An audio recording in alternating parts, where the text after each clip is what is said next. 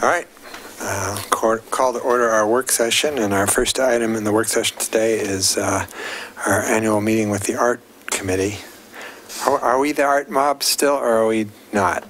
We are also known as the Art Mob, but we now go by Milwaukie Arts Committee because it's a clearer message to the general population. Cool. Yeah. So. Well, thank you. Hey, thank you, Jordan. Thanks. Yes.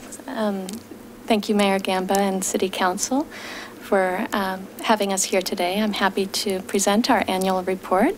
But before we begin, I'd like to give a special thanks to Jordan Imla for this nice presentation that he put together along with this. Thanks.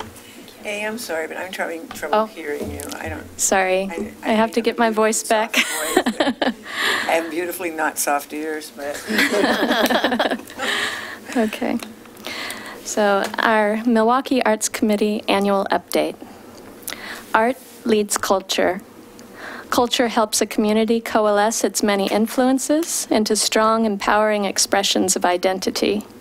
The integration of these expressions creates a one-of-a-kind mosaics that bring us together to form a unified vision of our future. The Milwaukie Arts Committee, also known as Art Mob, was created by City Council in the spring of 2008. In our 10th year, That caught my eye. 2018. Sorry, that's my fault. Thank you. Okay, let's see, in 2008. In our 10th year, our events had enthusiastic community engagement with artists and the public connecting through the arts, City Hall gallery showings, murals, sculpture, and performance. The community has shown us, through their participation in active voices, that Milwaukie represents their identities and interests. 2019 will bring Milwaukie City Hall gallery shows with some continuation of annual shows, alongside exciting first-time shows, such as our inaugural Encaustics Showcase. The mini mural project, managed by Chris Haberman, is now in its second year, with expansion to a second site and a greater number of murals this year. Street murals also expanded with a second street mural at 19th and Eagle, designed by Carr and Carlo Hoffman and painted by a fleet of community volunteers. We have continued our management of the City Hall Sculpture Garden and expansion to Dogwood Park. This year, we installed original sculptures by Rick True, Jenny Ellsworth, Jen Fuller, and Julian Voss-Andrea. For performance, the Maximum Music Happy Hour will have its third year of music, curated by Hamid Bennett. 2018 brought a diverse set that included the Ukuleles, Jenny Jolly and the Menagerie, and Bright and Shiny, along with performances by Trip the Dark Dance Company. Through our collaborations with Chapel Theatre, we supported a fundraiser for Sunrise Daisy Retreat, lent support to Chapel Theatre's winter performance series, including the Ingenue's Revenge, a hip-hop culture exhibit with the Morpheus Project and Drenchtown Graffiti, and lastly, a Taste of Dance, an evening with wine and dance pairings. We were also able to help support an art and music opening at Moonlight Coffee House. Project-specific partnerships and panels included the new Letting Library Designs Arts Selection, the Milwaukie High School ADU murals, 2 murals to be installed at the Axle Tree Mixed-Use Residential Building, and the Art and Design Committees of the Milwaukie Bay Park. Thank you for your steadfast support of the arts. We're developing a nonprofit for Milwaukie, art with the aim of creating steady funding streams, capacity for greater volunteer organizations, and sustained longevity for the arts in Milwaukie. We couldn't do it without you, so thank you. Okay, and real quick, just a rundown of what we have done this last year and what we'll be looking to do this year. So May 4th launched our season with our 3rd annual Illustrators Show. This year's featured artists were Misiej Skrzynski, sorry about that, Allison Bruns, Nicole Hiroshige, Emily Rossi, Mark Lawrence, and Dallas Lynn Miller. And June 1st was our 2nd annual Little by Little show, bringing together many community sponsors across 3 venues and showing 100 artists from Multnomah County with 100 artists from Clackamas County. A bridging of many engaged community members with enthusiastic public participation has inspired a third Little by Little this year. July 6th gave us our showcase of the artists of Carve, which is the creative arts at Rose Villa Senior Living. Numerous creative souls reside at and work with Rose Villa. It was a pleasure to show their work to a broader audience. August 3rd brought us the 5th annual A to Z Art to End Alzheimer's show, along with our inaugural mini mural at the Milwaukie Station food carts featuring work by Art Mob Emeritus Joe Rizzo. September 7th, we did Artists of Milwaukie, featuring 50 Milwaukie artists of all visual styles. It was a great way to bring together the local arts community and show how broad our expressive styles are. October 2nd was the Diversity of Abstracts, featuring top regional abstract artists, including Aaron Cadena, P.M. Shore, Don Tappan, along with current and past Milwaukie Arts Committee members. Thank you. You guys have been busy. Wonderfully busy. Yes, thank you for your support. Could I ask, where's the second location for the mini murals? Do you know for sure? We're still determining Yeah. it. Okay. We're looking It's for a in good progress. spot. Yeah. You're looking for a spot, though, outside of downtown? Is that my understanding? Well, we're looking for one around in the downtown area Okay. that would help with like First Fridays and things like that to kind of bring more people in. Expand foot Okay. traffic. Yeah. Okay. Mhm. Okay. Just looking for a good spot in like the right of way, basically, that'll accommodate it and not get, too damaged or Right. kind of out of the Okay. elements a little bit. Okay. And the MHS murals, I didn't know about those, so. So there are outbuildings, ADUs, on Milwaukie High School property for the students to attend while the high school is under Oh, construction. the temporary That's pod right. things. Yeah, Ah, yeah. okay. The kids Okay. designed them, I That's think. right, and worked with Yeah. Chris Haberman on that. That's correct. Yeah. Yeah, Yeah. that was a cool project. Say again? I said that was a cool project. Thanks. And I understand that maybe somebody on the Arts Committee is going to work with the farmers market on a potential mural project. We, as a There. committee, are, yes, and it's still in progress. We'd love to have it up by June. There's a storage container on the property, and we're still looking at what their budgets are and what we can, help them source through contributions and in-kind donations, and then also their contribution to the artist for their work. Right. Yeah. Right. That'll be exciting. Thanks. Thank you. Sure, thank you very much. You Yeah. guys Great do work. amazing things. Thank you. Hamid got here just in time Yeah. for you to. Do I take my Okay, so no Milwaukie Center. No, the Milwaukie Center, our representative is ill tonight, so she was not able to come in. So we are going straight into the next agenda item, and I am looking for where they are. Actually, I think we Okay, probably want we'll to take take a break. 5-minute recess Thanks. That'd be great. while we find people. Thank you. That went fast. Maybe, yeah. That did go fast. Yeah. Stephen was out front, but. Did I not? You said something about wearing red. Not tonight. When is that? That's May 7th.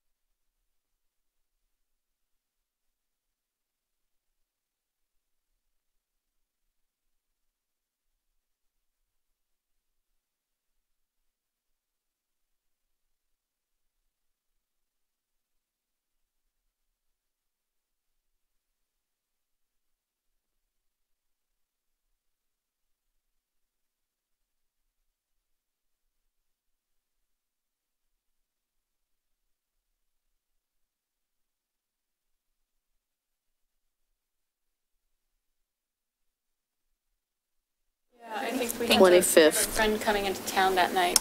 All right, so while we're waiting for our guests, we are going to take an item off our regular session, the Clackamas Cities Association dinner discussion, which is not a voting kind of a thing, so we'll just get it done now.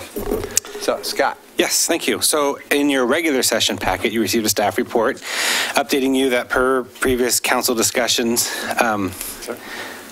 Nope, keep going. No, Keep going. this is way more important, and we're going to run out of time. Go for it. That thing. See you later.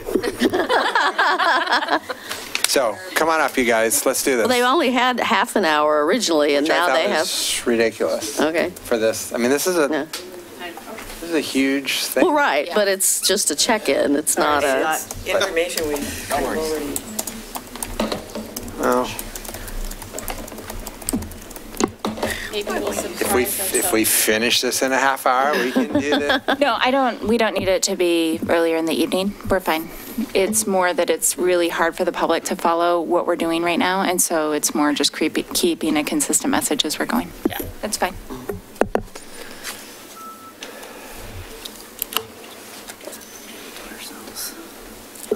All right, so we are back on our regular work session schedule, and we are going to be getting an update on the Hillside Manor and Park Master Plan with our Community Development Director, Alma Flores, Stephen McMurtry, and Lisa McClellan.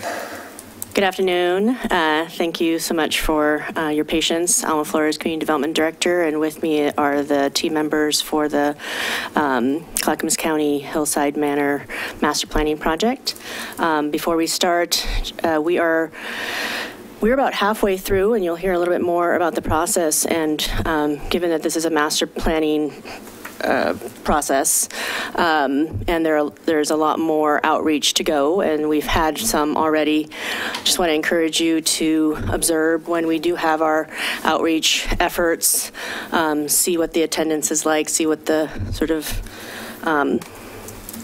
where people are going with their comments and their suggestions. And then this will be before you in the future through some quasi-judicial process where you'll need to vote on adopting a master plan or not with suggestions. And so I just encourage you to participate through this process as observers. Thank you. And with that, Lisa McClellan is with Scott Edwards Associates. She's been the primary consultant on the team with Clackamas County, and Stephen McMurtry, as you know, is the Director of Housing Development for the county. And with that, thank you. Thank you. So, I think I'll just turn this. Thank you all for having us back in again today to give you an update from the last time we saw you a little while ago on where we're at, as Alma mentioned, with our master planning process. And I think what we'd like to do today is just kind of pick up from where we left off last time and talk about what steps we've taken between then and now and what we anticipate coming up in the future. So we're very excited about this as we've been working very hard. Many in the community have come out. I've seen great information and great turnout at all of the events that we've had. And without further ado, I'll turn it over to Lisa, who will kind of walk us through where we're at today. Good afternoon. Okay. So just very quickly, a reminder on the project background. So the master plan is encompassing a property that the Housing Authority owns at 16 acres. It includes both the Manor, which is a 9-story tower, 100 units in that, and the park, which is 100 units of single-story residence. It's primarily the park that will be, is going to be, the residents of the park will be relocated as part of this master plan. The vision for the project was to have a vibrant mixed-use, mixed-income community. The mixed income has come up as a question quite a bit, and I think that that's something that's still to be determined, but the Housing Authority does have a goal for this to be an affordable community. We know at the very least that the 100 park residents will be relocated on the property, and so 100 of those units will be serving the current residents in the future. But there are goals for up to, so currently there's 200 affordable housing households on the site. The goal is to have up to 400, but potentially more. That's kind of a minimum goal. And that's part of the master planning process, is to understand what the site can comfortably have on the property. A community gathering space, enhanced outdoor recreation areas, and then other amenities. And we've been going through this process to understand what other amenities would be best located on this site. So the schedule, as Alma mentioned, we're about halfway through it. A master plan, especially one that is a community, that has this much community engagement, takes a while to do. So we charted a year-long process, and we're about halfway through that, a little more than halfway through that, I guess. And all along the way, we've been doing community engagement. Work completed to date. And this is in the staff report in a little bit more detail in terms of the dates in which all of this occurred. But as I said, this has been the goal of the Housing Authority has been that this is very much a participatory process. And so it started with interviews of stakeholders, a listening session with the residents, both of the Manor and the park. We've done some site investigations to truly understand kind of the existing opportunities and constraints of the property. We did some visioning workshops. We did 3 of them. 2 of them focused on residents at different times of the day, and then 1 of them focused on stakeholders. We've had a sustainability workshop to try to set some aspirational goals for sustainability on the property. And then because of some of these outreach, during some of these outreach events, we felt like we weren't getting enough participation from the residents who are currently in the park houses. We made a concerted effort to go door to door and really do a much more engaged outreach with the park residents specifically prior to the community design workshop. And that was successful. We did get more park residents participating in that community process than we did in the previous ones. So the community design workshop was held on February 21st in the evening at Ardenwald Elementary School. We had over 52 community members in attendance, although not everyone, we didn't capture every single person in our sign-in sheets. So we feel like that number is well over 60, but to be clear, in terms of the sign-in sheets, it was 52. More than half of those were residents or people who identified themselves as neighbors, so we felt good about that.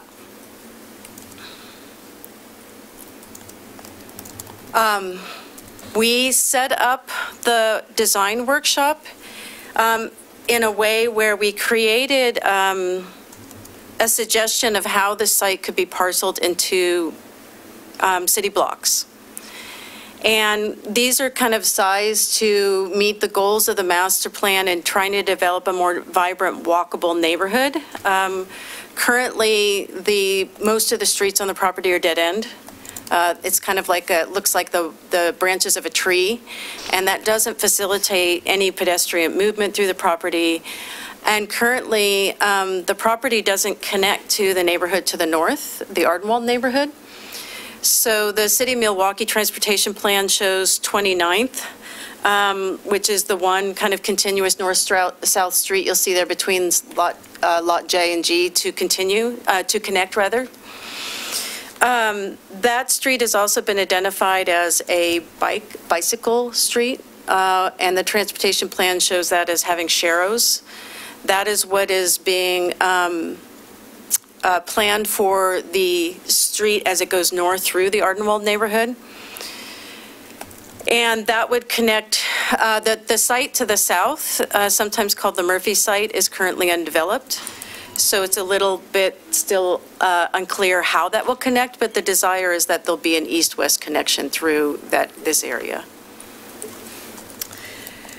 One of the goals of this workshop was to help people understand both housing types and density and height. To meet the goals of the master plan, this site will have to be rezoned, and we're working with the city on that process and what that process looks like. We originally thought it would go through a master planning process, but the Housing Authority would like to phase this development. It wouldn't happen all at once. And so it is being recommended we maybe go through a planned development process. That we haven't done a pre-application yet. None of that is 100% confirmed, but we're in conversations with city members to try to determine the best course of rezoning this property and other land use decisions that need to be made to realize this master plan. That is actually not in the current scope of this master plan process, but we are trying to put to understand that so that when we submit the master plan, we understand the process and how it gets approved. So, so what we did is we had this site plan base. We had different types of buildings, and these buildings matched the visioning sessions that we had, where we tried to help people understand the different types of housing buildings that could be on the property. The pink are townhomes or sort of smaller cottage-style developments. The blue is more of like a three-story townhouse over flat or three-story walk-up building. It doesn't necessarily need to have an elevator, and it can have smaller articulation associated with it. So it's a smaller scale building still. The yellow is a apartment building with an elevator, but no associated parking. So that would need to have surface parking associated with it. And then finally, the purple is the most urban building type that might have some structured parking underneath it. The green there represented the community component that we heard people wanting. And finally, we had some different pieces that represented surface parking, plazas, parks of different sizes, community gardens, and playgrounds. We had 10 tables set up, and at each table there was a facilitator to help explain kind of the goals of the workshop and help people understand the workshop. And so we got, actually we had the capacity to do 12. We had 10 tables. So we got, one table was a high achiever and did 2 options, but in general we got 10 options out of that, and we saw trends. And not surprising, the taller, more dense buildings, or the buildings that might have a commercial component, maybe it's neighborhood retail or small scale office, were lining 32nd often, but also very consistently lining Meek, which is the street that runs along the southern border of the property. And especially given that the property to the south is zoned to have even higher density, whenever something is built on there, it's not necessarily that it will be that high density. And the fact that there's nothing there, it's understandable that people would put the taller buildings kind of at that end of the property. Also, I think in every instance, people were trying to be sensitive to the single-family neighborhood to the north, the Ardenwald neighborhood, and so often chose either the townhomes or the 3-story, kind of more smaller-scale articulated walk-up type building, non-apartment elevator building to use along those edges.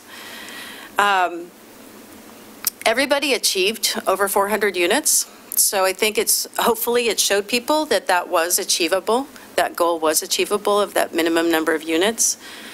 And it was interesting to see the open space. Some people wanted one big open space area. And I should mention that Lot J, which is in the upper left-hand corner, I'll go back up. Lot J, that is an area that's kind of depressed in elevation and isn't served by the sewer system. And so actually the Manor, the 9-story tower, has to pump the sewage. Anything that's on the ground floor of that tower has to get pumped up. And so because of that, that area was deemed very unsuitable to development. Not to say it couldn't happen someday if land became more and more and more and more valuable, but in the sort of timeline of this master plan, it seemed to be a barrier to development. Given that people also had a desire for open space, it currently is serving that function, that we decided to leave it that way. But in general, other than 1 or 2 options where there was one larger open space area, people wanted to see open space sprinkled around throughout the neighborhood. There was desire for specific types of open space, though, that we definitely saw desire for more community gardening space. We saw several comments, and we saw this in the visioning session as well, for dog park. we a dedicated dog park that was fenced. We saw requests for playground. There really isn't a playground. Oh, there is a small playground on the property right now, so there's a desire to continue to have a playground or maybe more playgrounds sprinkled around. There was a desire to strengthen pedestrian connections across to 32nd. The current residents, more than the general population in Milwaukie, do not have a car. Only about 30% of the residents have a car. And so they utilize mass transit more than general residents in Milwaukie. So really wanting to strengthen those pedestrian connections to 32nd. The railroad runs along the western property line, and so there was definitely a desire to figure out a way to create a better buffer, sound barrier, and sort of an environmental barrier between the railroad and the neighborhood. Preserve existing trees. And then there was a lot of conversation about parking, and I will say that we heard as a group kind of different comments about that. The residents wanted parking. And I think there was, even if they didn't have a car, they aspired to have a car someday. And so they wanted parking. But a lot of the community members felt like they didn't want to see this overparked, that they saw that change was occurring with how communities are being developed, and then they thought it would be a shame if there was too much parking. Based on the closest zone that would be reasonable for this property, the city would require 0.8 parking spaces for most of the lots, because they would be close enough to transit that serves 32nd. So the city already has a kind of reduced parking allowance for this property. But there were some people that felt like it could go even lower. If, for example, only 30% of the current residents have a car, then is it appropriate to do 0.8? So we're going to be having further conversations about that. And then the community center ended up generally in two areas. One was in Lot D in the center. People really felt like having it at the center of the neighborhood was the appropriate place. But other people put it at Lot C, seeing that maybe because of its connection, or its being as close to the railroad, that maybe not having housing in that location was better. Other people seem to think that coming in off of Meek to access a community center that would be more for just the neighborhood as a whole, not just the Hillside neighborhood, that was a good location for it. And also at the the terminus of the bikeway, where the bikeway would sort of turn and start blending into the neighborhood more. So those are the two locations that most people place that community component. I'm sorry, can you say again? Are they on the map? Lot D or Lot C? Lot D or Lot C? Yes, okay. very center. So Lot D is the very center, and that's where I would say 75% of the people put the community component, but more than one table put it at Lot C. And I think that was about, at least at the table I was at, that was about putting non-residential uses against the noise of the railroad. Exactly, and buffering, using it as a buffer. Yeah. So the ones that put it in the middle, I'm assuming the community center probably wouldn't be, well, maybe it is more than one floor. Is it designed to be more than one floor? There was a mixture. That's a good question. There was a mixture. Some people had housing above because that really helped them hit higher density targets, but there were some who felt like it could be a standalone building and then it could be more than one floor. And so we'll be looking at multiple options and testing that to see, could you have a standalone community center without housing above it? Maybe that makes it easier to conceive of who would run that community center, to partner with them to create kind of a development opportunity if they didn't have to go through the complexities of partnering with another organization to do a mixed-use building. So we'll be testing that.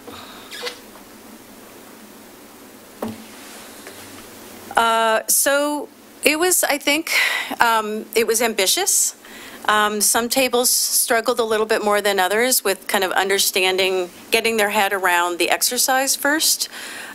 These pieces also were, for those of you who weren't part of it and it's not clear in this picture, they were three-dimensional. So we were really trying to get people to understand building height and what that felt like. We had a model piece that was also the Hillside Manor.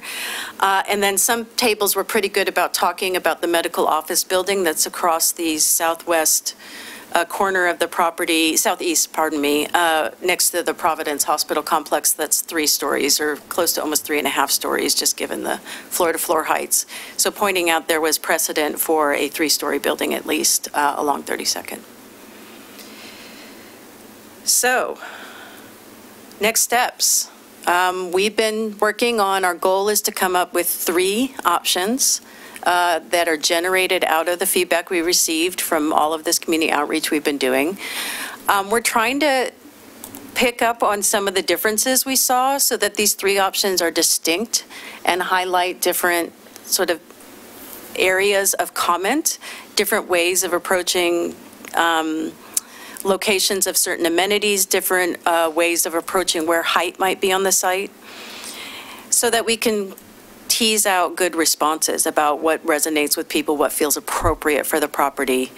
And so on May 30th, there in the evening at Providence Milwaukie Hospital, which is where the visioning sessions occurred, at the Mother Gamlin room and its associated neighbor room, which has another name, is all one room. We talked about that and felt like that was a better location than the Ardwald Elementary School for getting the resident participation. And so that's the location on the 30th. But for community members and those who have access to the internet, use the internet, and want to comment, they'll be for open and live for 2 weeks, an online open house that people can also comment on. And on the left-hand side of the screen, you see the advertisement that went into the pilot. It also, anyone who's attended these events or has gone onto the website who is asked to be notified of any new information or upcoming events will also be notified. And then, of course, the residents will be notified. So that's the update, I believe, from the last time that the master plan was presented. What were the range of densities on the 10, you said 10 different? Yes, so everybody did just barely there. I think the lowest one was 401. And the highest one was, I think, 667. That one had a very low parking ratio. So what we're finding as we're starting to compile these is there's enough land to comfortably, it feels like, comfortably put taller buildings. Where you run into the challenge is parking. You can comfortably fit a 100-unit building and 4 stories on one of these lots. But can you fit 100 parking spaces or 80 parking spaces? That's where the challenge occurs. And so that's another thing that we'll be looking at is where we might bump up the density, we may not be hitting certain people's ideal parking targets. That being said, our understanding is going through a planned development process is we can also determine, or we can propose rather as part of this quasi-judicial process, parking ratios. And so we do want feedback on that. We also we'll be listing the on-street parking available. So we'll be, one thing that was a little bit hard in the timeline we had of 2 hours to talk with a lot of people was the character of the streets. And so we're going to make sure at the open house we are clear about some of the differences that might be proposed for the streets and those characters. And so some of the options might have less parking on them. So we'll be looking at that. And so usually the on-site parking is for the residents and the off-site, i.e. street parking, is for their guests and visitors. And so that's interesting to look at as well. So the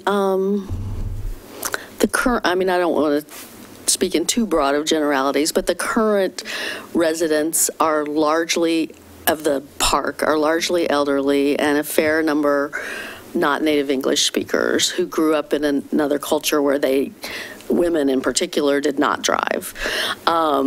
So you're going to keep, you're going to maintain homes for those people, but the other 300 units or whatever the number ultimately is, I think we have to think about who that population will be and who the housing, who the county is serving and what their car needs are, right? So, it may be that a younger family, if you're going to inject more families in there and younger people, you may have more people with cars and with more than one car per household, right?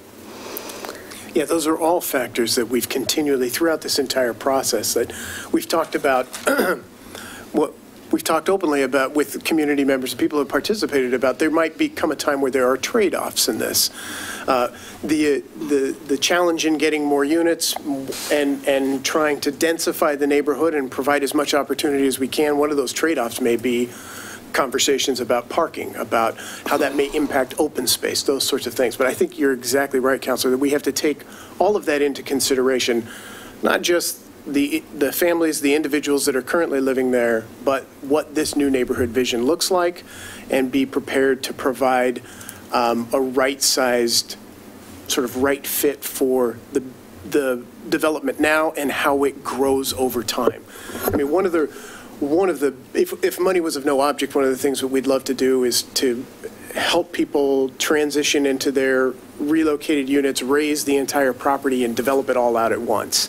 But because we have to do this over phases, we'll be able to see how the market conditions are changing almost one lot at a time as we move the project forward, and what appetite and interest there is from not only the market out there that might want to bring mixed income, mixed use buildings, but also what's going on in the city of Milwaukie and in Clackamas County with our abilities to use things like bond resources to get new affordable units on the ground. This will be a longer term process. It will not be a 1 or 2 year project. We're anticipating that this could go 5-7 years before we're entirely, or even longer, before it's entirely developed out. So we have to take all those factors in, and that's why we have great consultants and great architects and great engineers and all that helping us to figure out how we put all those pieces of the puzzle together, and the community, to come in and say, this is what we prioritize, this is what we want to see. And what parking ratios do you have at your other properties? Or if you're building didn't you recently build a property in Oregon City or rehab one? Or, yeah, we're under construction on a 24-unit veterans housing project right there. Uh-huh. You're putting me on the spot. I'm not exactly sure what our parking ratio is there. Okay. We also, frankly, you take into consideration the population you're serving. That's a very unique population that's served there that's, by and large, has severe mobility challenges. Mm-hmm. And so when we're taking that kind of stuff into consideration and weighing that against code, we might push on a jurisdiction a little bit to say, look, we have historical data that would show that this population is not going to need the parking that your code's requiring, and we feel comfortable in arguing that. And we might be doing that as we RFP, or we put out a request for proposals for certain portions of, could you bring up the ABCD, sorry, lots Yes, real quick. absolutely. Oops, sorry. Yep, as we think about the refinement of these lots and how these move forward, and we're going to develop out this neighborhood, we will in real time be able to say, okay, we just hypothetically, there may be a need for a senior specific building here. And so for that building, this lot, whatever it is suitably set up for that. And we might be able to argue a little bit on those parking ratios at that point in time. Mm-hmm. Well, and I would also hope that we would, and I don't know if this would be something we could include in an RFP or not, but if there would be a way to explore incentivizing, inviting car share or alternate modes that allow people the flexibility of an automobile without the responsibility, commitment, and parking needs that are associated with single user ownership. And I think that that's been a recurring theme since we started this process, is to engage in those relationships. I think about, though not, the rideshare programs that we use at Right. many of our properties, really starting to build up those relationships. Now that the master planning it feels like it's at this great point in time where we're going to have 3 concepts and we're going to get additional community feedback, and we're really going to kind of know the direction we want to move towards. Once we have that, we can start to reach out to those partnerships and say, okay, here's the concept, here's the vision. How do you see yourself being actively involved? You've been sort of on the periphery, but now how do we get you to commit to the project? Great. other questions? Early on, before we really even started this master planning process, we had a meeting with Bridge Meadows. Are they in the conversation at all as a potential partner? I think the answer is yes. I mean, we want to cast a large, I'm not privy to the exact conversations or how they were proposing to be a part of this, but we want to work with all of our partner organizations to help create the vision as we're moving forward. So I would say, yeah, Bridge Meadows would definitely be one that we'd be talking to. And I think the point is as Stephen said, is that the Housing Authority has not planned to develop themselves all of these parcels. Exactly. But they have a goal to provide an affordable community, so it will be about partnerships. Including the hospital, I assume I mean, part of the conversation, I wonder about, you know, all this talk about parking reminds me that our code allows for parking share. And so I think, you know, when you're having conversations about how much parking to require or how, you know, how much to ask, you know, how much of a variance to come to us and ask about, you know, just be thinking about that in the conversations you're having with potential development partners as well. It's my impression from planning staff that the hospital is actually looking to build more parking because they're stretching their parking, you know. Which is exactly why I think it's important for you all to be talking with them, because I think if, you know, it would be a shame, in my opinion, that we, you know, have a bunch of concrete poured all over the place unnecessarily when there might be opportunities to share some of those stalls. That's good information. Especially at the rate it costs to build it. Yes. Yeah. The Providence Hospital is also part of the stakeholder advisory group that is part of this process, and I know I've had 2 meetings with them, and Chuck, prior to you, has had at least 1 to 2. Anything else? So just so I understand what the master plan will look like, it's not like architectural, they're all going to look this way. It's just sort of general scope of size of buildings and stuff like that. It's density. So density can be done different ways, but we'll be setting density targets, and that's part of what a zoning code does, is set guidelines for minimum, maximum density for a parcel. So it will set minimums too. So it will say, you know, you can't buy a piece, you know, you can't sell off a piece of this property and suddenly have someone build single-family homes here. So it'll set density, it'll set height.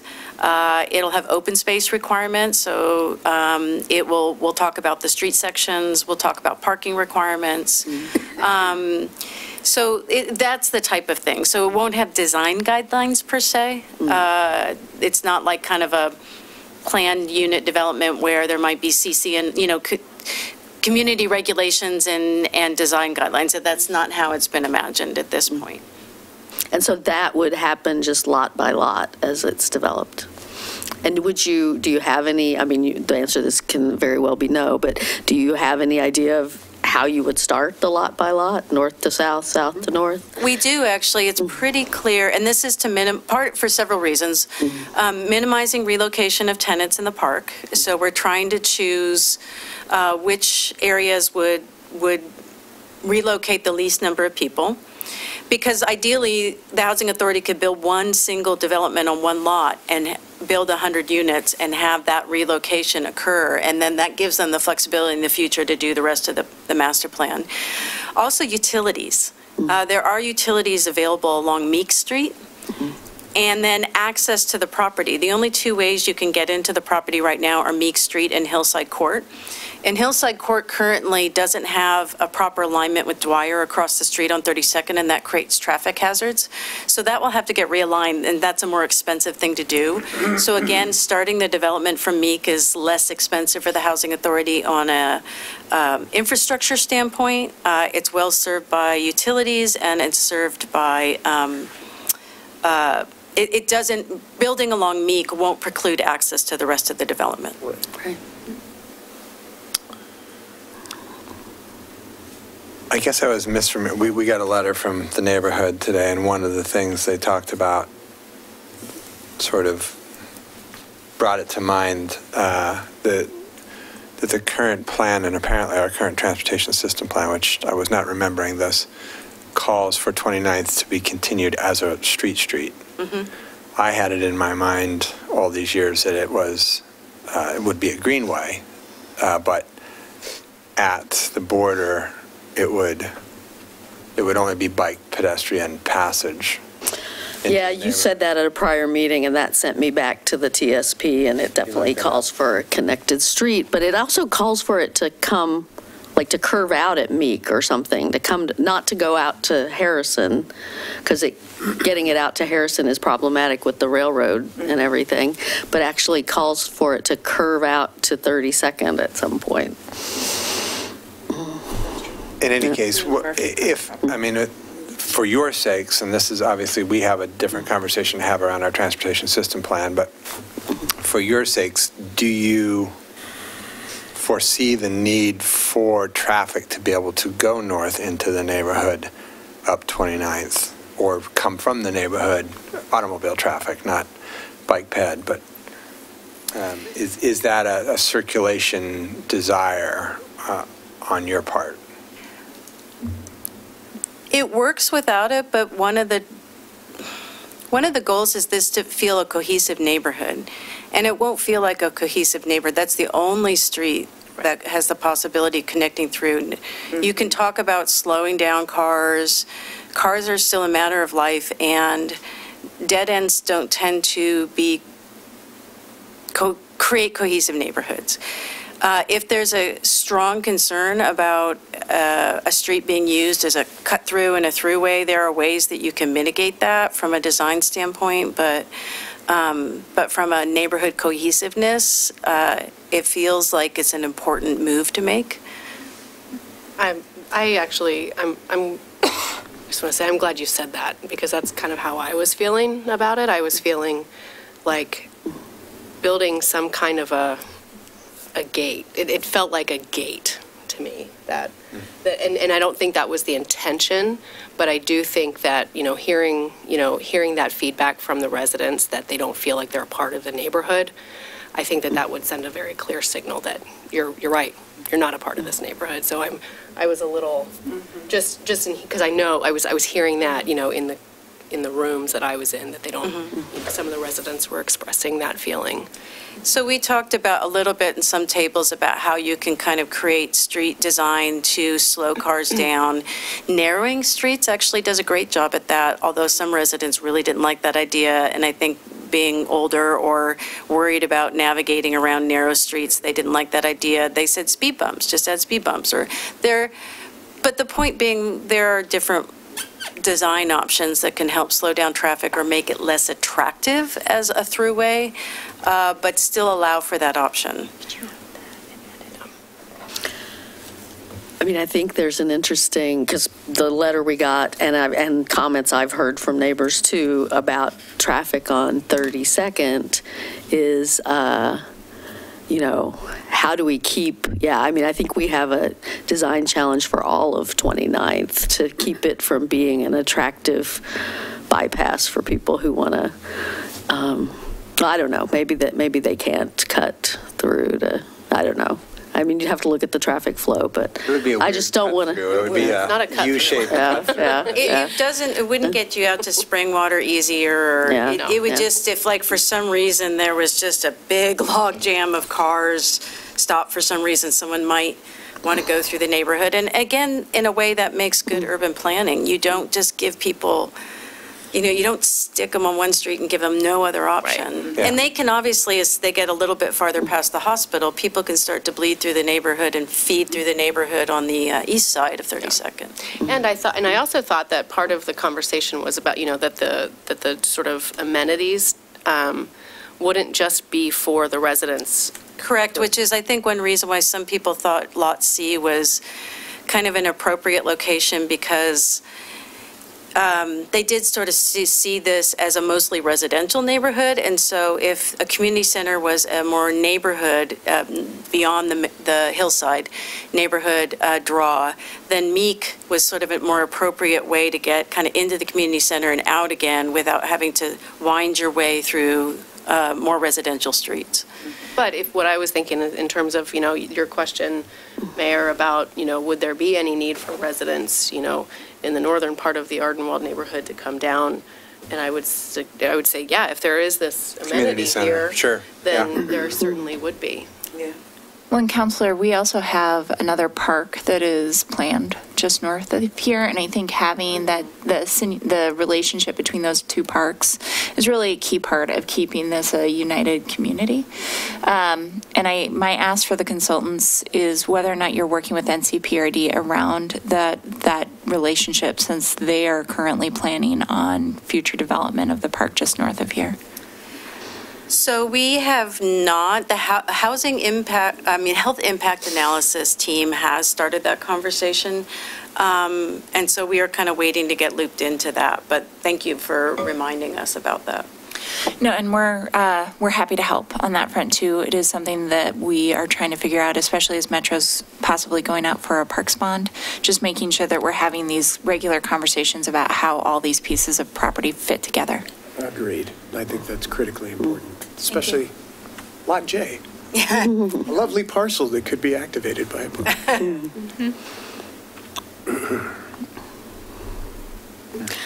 I just wanted to say that I really appreciate the sacrifice that the current residents are making in participating in this process, because what I heard when I went to the open house was how hard it is. These are people who are going to lose the houses they live in. So I kind of want to name that and appreciate that those people are stepping up to be a part of this process and the part of the conversation, and willing to engage in thinking about what this might look like, even though it means losing places that a lot of them love dearly, and the independence and sacrifice that they're experiencing when they do that.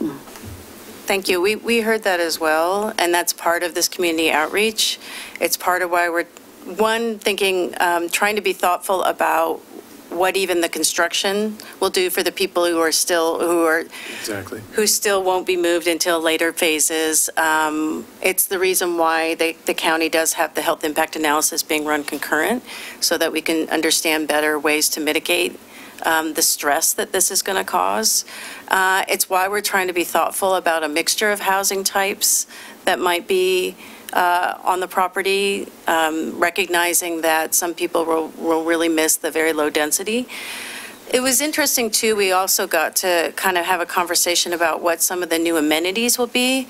The current housing is from the 40s, and there was a lot of conversation about the plumbing not working and the electricity bills being high. And so we got to talk about the things they're going to miss and that they really like. But we also got to understand and maybe kind of have the conversation about the things that will be better for them in the new housing as well. Yeah, and I think it's a really cool opportunity to explore with them the things, why do they like living in their little bungalows? Is it because they have a garage to tinker on a project, or is it because they have, those kinds of spaces, and then to think about how we could build some of that in.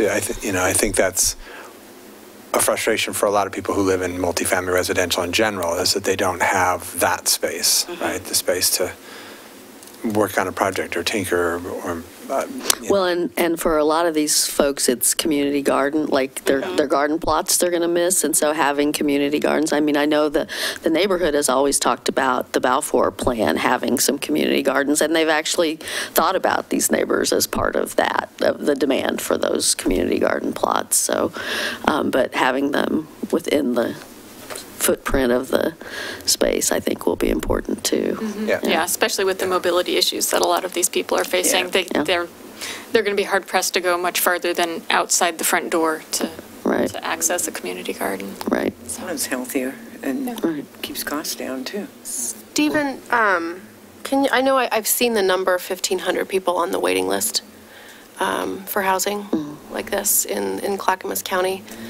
Is that number still accurate about? And that's where it got cut off, right? What's that? That's where it got cut off. Yeah. There were more applications than that. Yeah, I think that though I'm not in charge of that program, and there's a regular cycling of where those numbers are at in real time. Yes, Sure. we do have that kind of need. We are talking about right now on our wait list actively well over 1,000 people, inching closer to 1,500. From time to time, we go through and we reach back out to those families to find out who might have dropped off, and the second that we do, there's that many more that are back onto the waiting list. So there's tremendous need. And where are those families now? Well, in many cases, they're not only in Clackamas County, but they're scattered very far and wide. There are people that are looking to move into the county and need an opportunity. There are people that we know that have vouchers that just can't find a place so they have to turn their voucher in, or they have to find another place to go. So they are scattered throughout the county looking for opportunities where opportunities may come up. And for a city like Milwaukie, there's a lot of desire to have, not only for the residents who currently live here and love the community for what it is, but also, I'm a little biased because I'm from Milwaukie, but this is a great place to live. And so there's a lot of excitement, there's a lot of buzz around new opportunities that feel like that we're actually getting there. And we had a really good presentation on permanent supportive housing at MPAC, whenever that was, a month ago, 3 weeks. And if I'm remembering correctly, there were something like 70 families that were in need of permanent supportive housing. Am I remembering that statistic right? I would say from family structure, depending on how we're defining family, that actually, to me, seems a little low. Well, that was if I remember the presentation, there were individuals, and that was a much bigger number, and then there were literally families, so 2 and above. And I kind of asked that question, and they didn't really have the answer, but yeah, you have to assume it's at least 2. Yeah, and saying immediate need in our community. Yeah, for permanent supportive housing. In Milwaukie. This is Clackamas County. Clackamas We County. don't have data for that kind of thing from Milwaukie, and what's the address of a homeless person? Yeah, it does. That does seem low. I mean, we were the architect for a project that Central City Concern built in Clackamas County and Happy Valley, and it's permanent supportive housing. Well, it's supportive housing for families who have experienced homelessness or are recovering from addiction, and they're families that Clackamas County Housing Authority partnered with Central City Concern to bring that housing to the county because people were losing their children to foster care, and then there was no supportive housing in Clackamas County for them.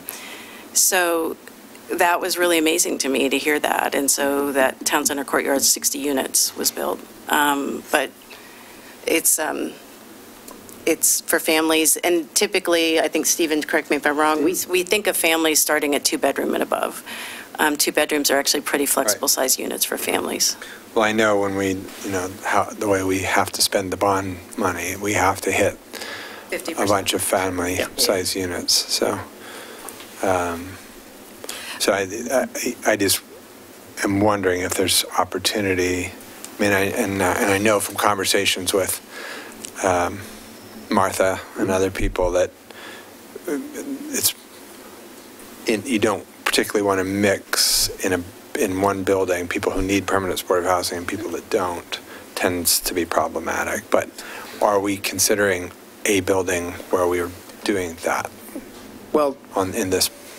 I think, and if Martha was here, we could debate this back and forth, but I think, and I don't want to belabor it, but I think there are opportunities to create buildings that have a variety of uses. We oftentimes think about mixed income buildings, but there's,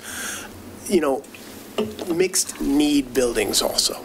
So having a 50-unit building that has 5 units that are designated for users of the VASH program, for instance, that are formerly homeless veterans in our community. We see that a lot of the time.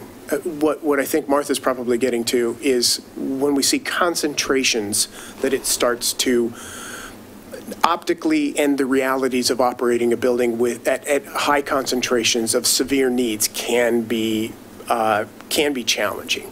But will there be a designated building within this community that provides permanent supportive housing? to be determined. I think that there's opportunities for that. I'd also like to see it intermixed amongst the buildings that we have. I mean, if we identified 70 families that had an immediate need for permanent supportive housing services, well, we're talking about 400 plus units here. Seems like a great opportunity to intersperse those in a variety of different building types throughout the site. If that works, I know nothing about that. I listen to the experts and try and absorb. From a density standpoint, something I didn't mention, though, is when we're going to be showing the 3 options and talking about those target densities, we've been very careful to, when we say a certain building or a certain site can have, at 4 stories, it's going to be a building this size and need this amount of parking. It's more often than not, we're making sure it's a mixture of 1 and 2 bedrooms. The economic analysis that was done did weight towards 1 bedrooms, which is really interesting. But in doing this master plan, we'd be remiss if we didn't make sure that the density could support larger units. So, for example, the townhomes, the pink kind of playing pieces, was those. The same footprint could easily be, certainly as a minimum of a 2-bedroom, it could easily be a 3-bedroom. So we even felt like we are able to provide master plan options for consideration that will include 3 or 4-bedroom options as part of the mix. Well, and that's also great for being flexible about different family models. We tend to think of single families, and we have a lot of multi-generational cultures that live in Milwaukee and who would like to have more opportunity to live here. So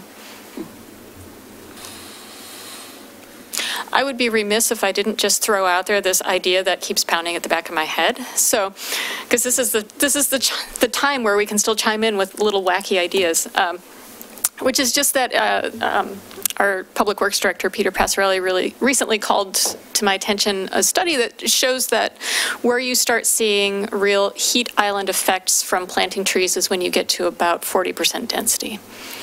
And I know that we have a million competing interests for potential 40% solar. density? 40% coverage. Oh, okay. So canopy coverage. Canopy coverage, yeah.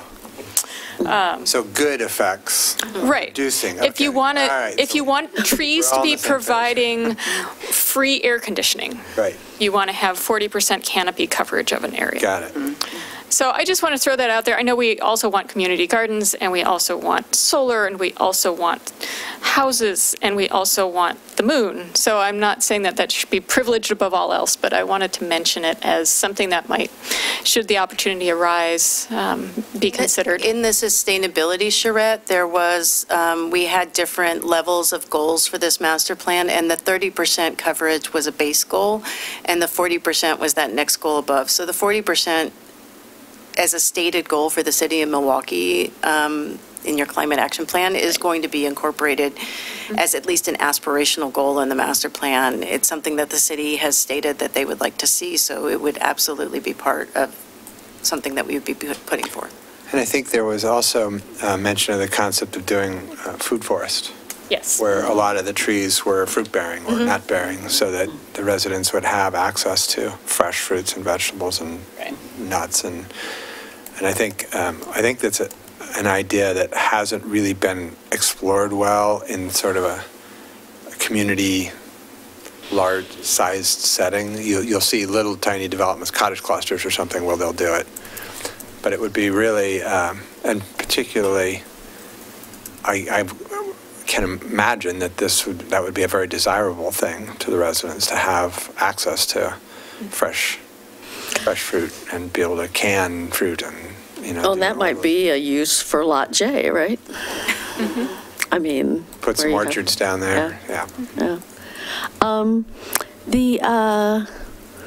The staff report had some erroneous inclusion of saying it was going to have attachments that were some of your reports from your various charrettes and things. And I wondered, they weren't included, but they're things I think we'd all probably be interested in seeing. Are those on the city's website, on our page? They're on the county's website, but they were also part of your packet from update number 3. Oh, really? So Okay. I could They're all send okay. that. Okay. My apologies. Just send the again link to for that. That'd be great. Not removing the C attachments. Yeah. Yeah, I was like, where are these? I want to look. Okay. Yeah, great. I mean, yeah. And I mean, I think that, the neighborhood is looking for info too, so having them on whatever page we have about this plan, just so that they're generally available is important, so.